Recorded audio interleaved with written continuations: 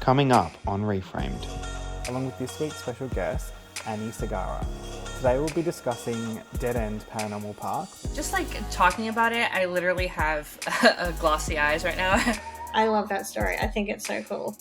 Like ableism is like everywhere, and so we're constantly like holding our breath just to try to not scream. Oh, I think if we were reviewing it on like Queer Rep, it'd be like a 12 out of 5. Tell us how to live. How do we do this? What's going on?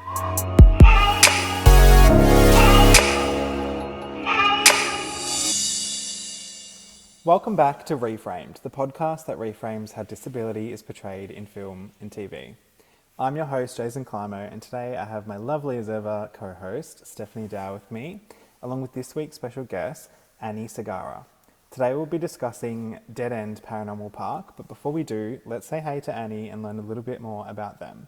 So welcome to the podcast, Annie. Did you want to just start off by letting us all know a bit about you and what you do? Yes, hi, hello. My name is Annie Segarra, and online I use the user handle Annie Eleni.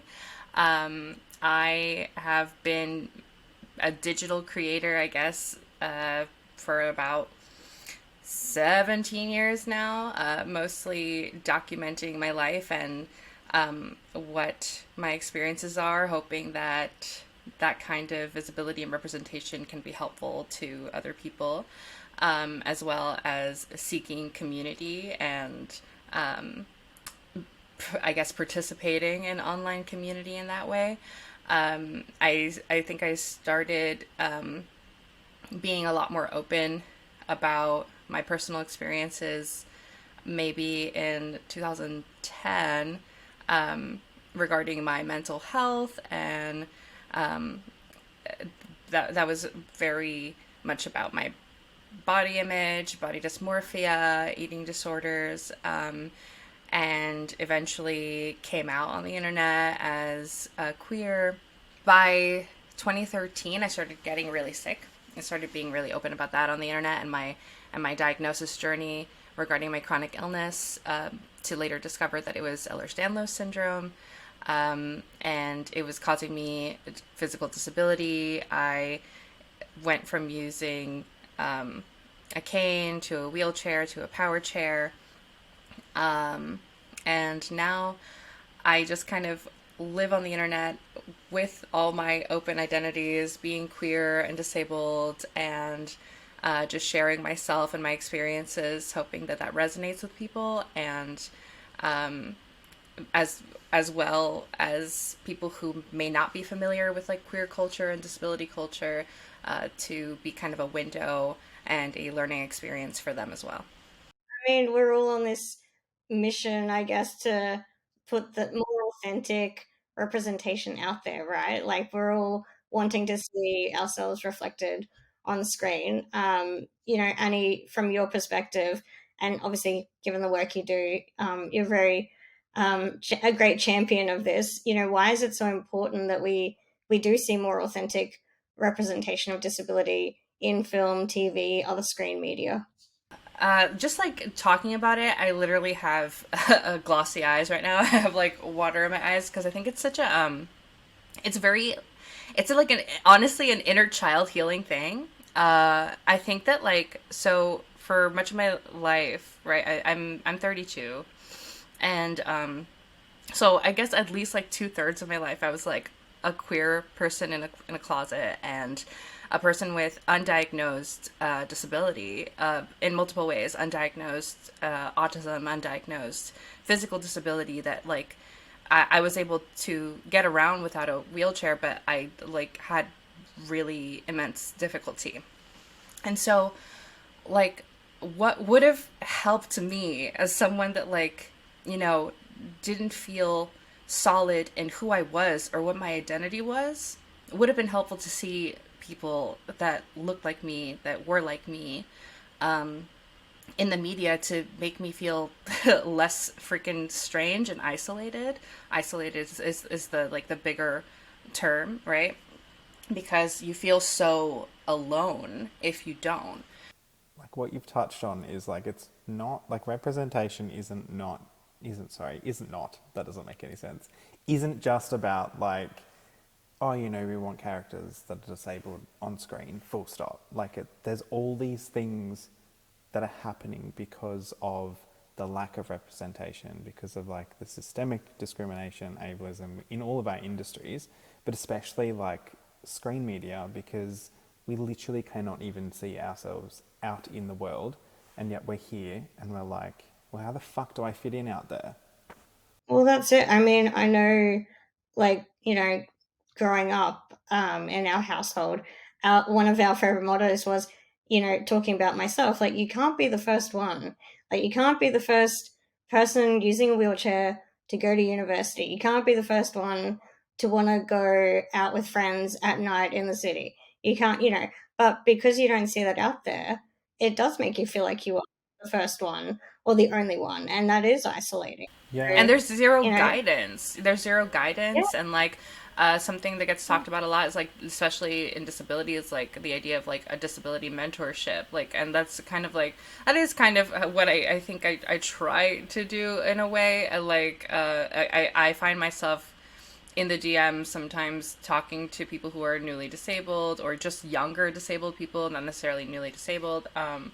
And about the different experiences they might be going through, and I don't always have the answers. I feel very like ill-equipped sometimes. I'm like, I wasn't diagnosed as a child, so like I really roughed it. I don't know this specific experience, but my point being that there's so many parts of these marginalized experiences, disability and queerness, very equally, if I'm speaking for myself, that, you know, you have no parent, no mentor, no guide to like teach you how to do things. We see these like visuals, these representations in film and in sitcoms of like parents teaching their kids how to flirt or how to like ask someone out on a date. As a queer person, you think that we were freaking taught that? No, not Yeah. well. If you're lucky, you did. If you're lucky, you did. But no. So we're out here floating around like, how the hell do I talk to someone in a flirty way of the same gender? How do I do that? Yeah. No one taught us that. Yeah. So, especially as an autistic person, you're Literally. like, how? Give me script, please. I don't know how to do it. Yeah. see, this is why we need more diverse representation on screen. We need those moments, just like that. Be like, tell us how to life. How do we do this? What's going on? It's so true. Like, as much as we're like giggling about it a bit, it's like so true though. Like, we don't have, it's almost like that like visual playbook that all these like terrible rom-coms, but they are, and like they're terrible, but they still help. Like, they inform certain parts, even if they're like very unrealistic. Embarrassing fact about myself that like I have a whole Google Word doc of like social scripts that I'll like pick up. Either from media or like there's people who create scripts for you now online, like how do you talk the corporate way, and like I love especially like therapy internet, like they'll give you scripts on like how to set boundaries and things like that. And I'll see those things and I'm like, I'm putting them into this Word doc, and like so I can do control find, command find, depending on the software you're using, and be like, I'm looking for how to set a boundary, how to flirt, how to whatever, and like it's gonna be in this Word document that I have. Because talking is hard. And we like need that representation. Like, we need that shown because, I'm sure there's like plenty of non-disabled people out in the world that just have absolutely no idea. Like, they're never going to have like a full comprehension. Like, I'll never have a full comprehension of your experiences or Steph experiences and vice versa. But, we have that level of relatability because we are all blending like as much as possible into this society that is just not built for us or inclusive to us. And it's like, yeah, that's why I just love talking about this shit for hours and hours, because I'm like, I actually really genuinely feel that like getting this on screen is what is going to actually create the real change. 100%. I mean, that's how I feel like we owe media representation a big debt in just how much society has progressed. Period. It literally is such Yeah. it's both. I always want to emphasize that it's both. It is about representation for the people who can resonate with these characters and with these stories, but also such a teaching tool that will soften any kind of hatred that ignorance can bring about.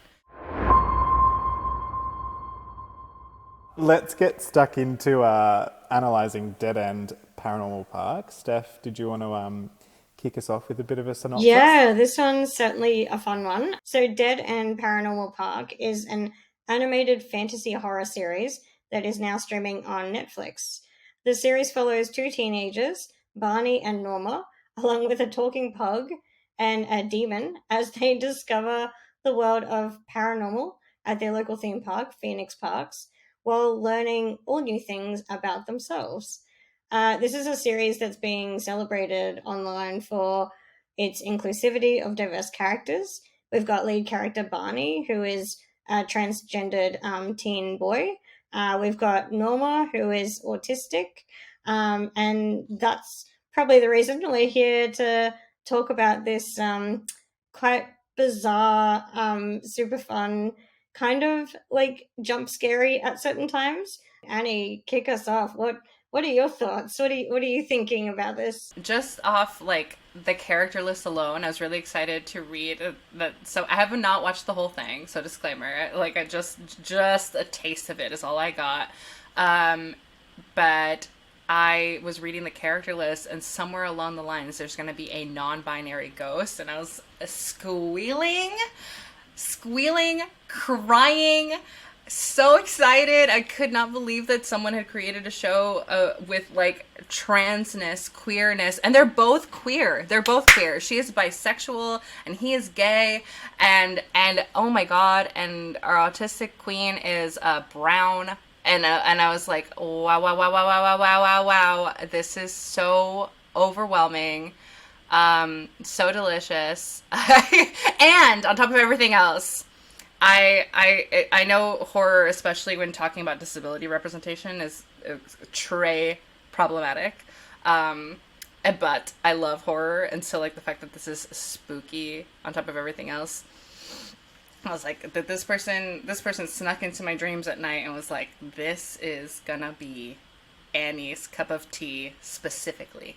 It's funny. I was reading about like how people have reacted to the show and that, and I was reading I think an interview with the creator Hamish Steele, I think their name is, and they had so many people with autism writing to them saying like, oh my gosh, like this character Norma is so relatable, like oh, but then it turns out during the production of this series they themselves, Hamish Steele, the creator of the show, received an autism diagnosis, I which knew is just, exactly where that was going.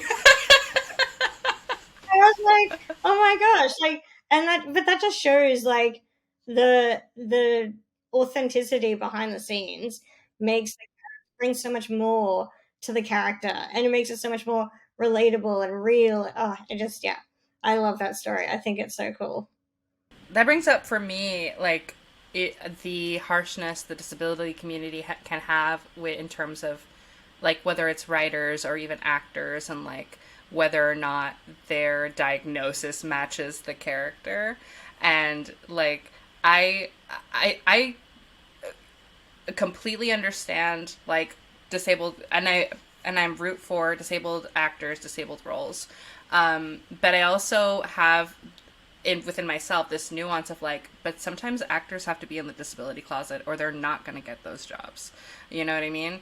And I see that a lot because I can see, especially with neurodivergence, like I can see traits in like plenty of celebrities, and like, but they're not gonna tell people that they're neurodivergent. Um, Especially like established actors now who might be in like their 40s or 50s, for example, because like, you know, now it would still happen, like discrimination, of course. We know that it would still happen, but probably not to the same degree as like 20, 30 years ago when they were like becoming famous. Like back then, it would have been like, oh, well, we can't work with you. How do we do And that? some people just don't know. Also, immediately like this writer Well, that in this too, yeah. in this show that we're talking about in Dead End, like they didn't know, so they couldn't identify. And a lot of people, if they struggle with, getting the diagnosis professionally, struggle with identifying as it also. And this can happen so much. I see it happen so much with autism specifically. And especially, that's why it's so important to me that the autistic character is also a person of color. People of color tend to have a lot more difficulty getting their diagnosis, because whether culturally it'll present differently, because the diagnostic criteria is really bizarrely rigid, oh, they have to like line their toys up in a row. I'm like, okay, that's so like that's little 5-year-old autistic white boy. You described him cute, but that's one of them. And there's so many different kinds, and especially with like femme presenting people, like they are not going to present autism the same way. That happens to them a lot. And if you're looking for what can be seen as like feminine autistic traits, there hasn't been a lot of representation. I'm glad we're talking about Dead End now, but people have looked at like autistic coded feminine characters a lot. My favorite one being Elle Woods from Legally Blonde. And like at that, I didn't come up with that one. Someone said, I think Elle Woods is autistic. And then like, what a cool lens to like watch Legally Blonde from, that like pink is her special interest, and like her like ability to like memorize things so quickly. Like she got like into Harvard in like one summer of like digesting textbooks. Like I was like, okay, her this one is autistic naivete of like well, the naivete, I don't know if that's even the right word, just sometimes socially and informationally processing can be a little slower. I think I saw that even in the pilot episode of Dead End too. Like they were gonna be like abducted or I don't know what the word is, possessed. They are gonna be possessed, and she's still there like, okay, but this job interview though, like it's taking her a while.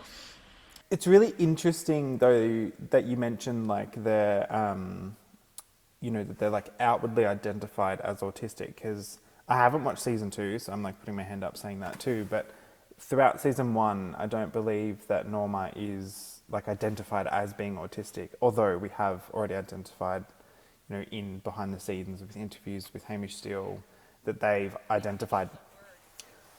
No, but like in interviews, Hamish Steele's like the creator has actually said Norma is autistic, and I think that was the intention, the whole time. Like once Hamish was diagnosed as well, so they're like, we'll continue to build on that, which will be great. But it'll be interesting because I think there's probably a lot interplaying into that. Like you've already touched on, like feminine presenting people often aren't like identified or diagnosed as autistic earlier on in life. Like it usually takes a bit longer. There's a whole bunch of issues around that as well.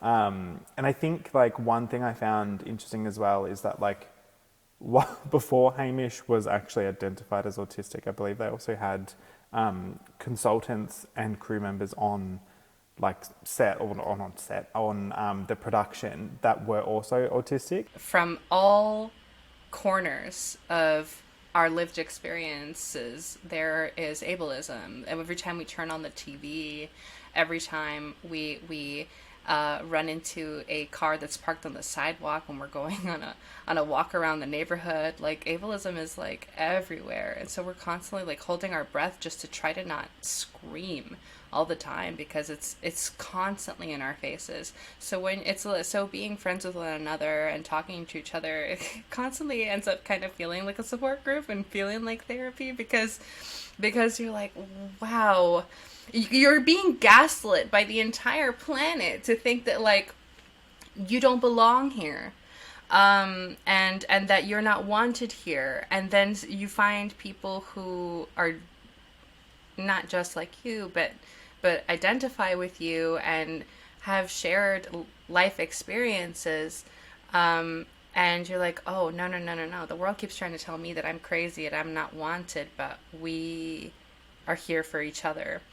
And like in our community, if no one else loves us, we can provide that love and support for one another. And I think that's what, not everyone has access to that in their real life. So I think that's what having like characters like Norma and, the rest of the Paranormal Park crew, like I think seeing those characters on screen, more characters like that, it gives us that opportunity for connection and feeling like, oh, cool, someone else gets it. They might be a fictional character, but it feels like someone else gets it. I think it's time to do our IDR scores, so our completely made up inclusive disability representation scale. 5 being the absolute best representation we've seen on screen, and 0 or negative numbers, if you feel so inclined, is the worst. So, Steph, did you want to kick us off? Out of 5, what did you give Dead End Paranormal Park? So I am giving it a 4 out of 5, because I really did think the representation of what disability is in there, of Norma's character, I thought was done very well, and I like that there was a lot of evidence of behind the scenes authenticity. Obviously, that was reflected well on screen. What I do want to see more of is more diversity of disability in the show. Like, there's quite a cast of characters, all different mortal beings and paranormal individuals, all of these kind of things. There's definitely room to throw in some more different types of disabilities. I think we can definitely see more of that in there. So that's, yeah, 4 out of 5 for me. I'll sprinkle on a little extra because I'm so excited about it. So I'll give it a 4.5. I want them to say the word. First of all, like I really only have like the truly the pilot in my memory under my belt, and from the pilot I'm like, we're not using the words, and I would like us to. I would like us to use the word trans. I would like us to use the word autistic, um, so that like there is no argument among viewers, right? Like let's go. We have to look in the Wikipedia, we have to look in like the behind the scenes stuff to get the info, and I'm like, no, tell them. And that's kind of like harsh, but I would prefer it because I know we don't have to. They do say transgender later in the series. I can Okay, confirm. good. Yeah. Okay, good. Yeah, they Um, do. But I haven't seen... I haven't heard autism. No. Yeah, I haven't seen or read anything where Norma, as in the character in the show, is identified as autistic. But perhaps In it's an that she doesn't official know. capacity, I guess. But then I guess like is Yeah. like I again I would like to see it in the show. I'd like to see the characters sort of say the word at one point. Um, it's like I don't know where else you could see that officially be pronounced, kind of thing. It's like, okay, we now decree that Norma is autistic. Like, what? it's not easy. Like I'm like I said, I'm writing something that has like diverse, queer, and neurodivergent disabled characters, and like trying to find places to say it is not so easy. But there will be times because like I have some of the conversations that I'm writing are like just pulled off of like my text messages with my friends, and like we'll throw it around like, oh, this is this an EDS thing, and like like asking each other, right? So like we'll casually throw it around. It's not unrealistic too, especially among other disabled people, because like we have that disabled humor, right? So like we're gonna call it out. I'm gonna call out the EDS. I'm gonna call out the autism, and like within myself, and All right, I better give my score as well before we wrap up. So I gave Dead End Paranormal Park a 4 out of 5 as well. Steph and I were the same, and for very similar reasons. So like I really loved like pretty much exactly what Steph said, but just to add on a couple of other things that I really loved is I never really felt like when I was watching the show that Norma was like considered like a burden to the people around her. There was like some moments, but they unpacked them like instantly, which was really good. And I think that's like super important because I feel like, as we've sort of discussed, that kind of like general representation of autism is from this like external view, and it's like, how does everybody function around, you know, this autistic person? Kind of like, I think of like a really good example of that is The Good Doctor, and that's a terrible show. And then, yeah, like I agree. I think the one thing that kind of like I subtracted points off is, you know, and I always say this, is that like when there's so many characters, one experience of disability is just never going to be enough for me. And the gold standard is also always just going to be like seeing a variety of disability experiences and intersectionalities. I've got a really good start in Norma. But I think, yeah, even if it's like another one of the staff that works there, or like the million side characters that are like demons and ghosts and stuff, like whatever, I don't care who it is. I just think, Yeah, make it more disabled. We're a very queer show. Make it more disabled. We just like, oh, I think if we were reviewing it on like Queer Rep, it'd be like a 12 out of 5 for me. That's it for this week's episode. So I want to say a massive thank you to Steph and Annie for joining me. It's been amazing chatting to you, and just the insights that you both have had on, I mean, representation in general. Like, we could talk for hours and hours and hours, obviously, but we've got to wrap it up at some point. And thank you for everyone for following along from home as well. We really want to hear your thoughts about the analysis that we did, about the representation in Dead End Paranormal Park. You can reach out to us through social media. So if you search ReFramed Podcast or Podcast ReFramed, you'll find us on Facebook, Instagram, and Twitter. If email suits you better and you want to just sort of like slide us a bit of a longer form analysis or review, we're hello@reframedpodcast.com. And lastly, before we sign off, just want to say a huge thank you to the Community Broadcasting Foundation for helping to fund this series. Bye!